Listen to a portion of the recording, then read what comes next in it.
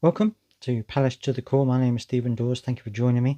And don't forget that if you want the latest up-to-date news about Crystal Palace, don't forget to subscribe. Looking to get myself to 1,000 subscribers by the end of the year, which would be fantastic. It really would be. It's been such a fantastic ride already.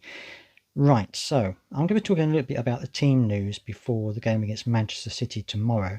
And it seems as though there's been a little bit of a rumour going around that Zaha won't be available for the game because of injury. Now, I noticed he did kind of limp off a little bit against Aston Villa. He was brought off a little bit early, and he did look like he was limping a little bit.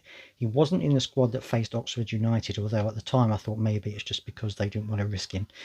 But it seems as though he may have picked up a little bit of an injury, so we'll have to wait and see on that. I'm sure that Patrick Vieira will be asked that question sooner or later. But if he isn't available, then it looks like we're going to have a little bit of an interesting option as to how the team is going to set out. I think personally, they might set it out the similar way to the way they dealt with Liverpool. I think it might have 5 at the back, and then 3 in the middle and 1 up front. Sorry. 4 in the middle and 1 up front, 5-4-1. I think that might be a similar kind of formation that they have there. It means that it could be Elise coming in with Eze. That could be an option, of course, or maybe they'll bring somebody else in. It'll probably be Edouard or Mateta up front. I think probably it's going to be Mateta up front, and looking for Eze and Elise to bomb forward and create problems. Because I mean, against Newcastle, they were having all kinds of problems with Saint Maxim.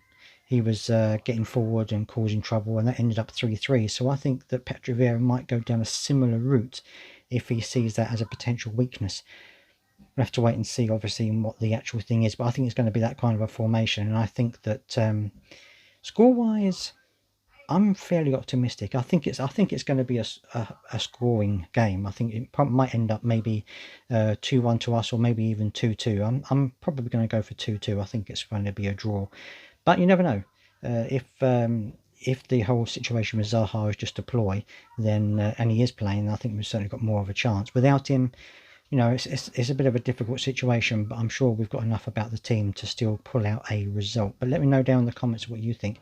Whether you think how the formation is going to be and what you think the score is going to be as well.